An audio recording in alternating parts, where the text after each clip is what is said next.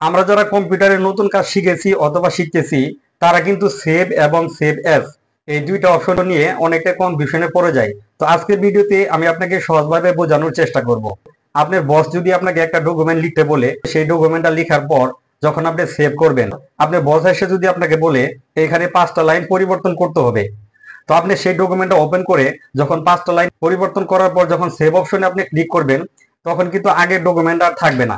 আগের ডকুমেন্টের এখানে নতুন ডকুমেন্টটা সেভ হয়ে থাকবে। তো এই ক্ষেত্রে সমস্যা হবে কি, আপনার বস এসে যদি বলে আগের ডকুমেন্টটা লাগবে, সেক্ষেত্রে কিন্তু আপনি আগের ডকুমেন্টটা পাবেন না।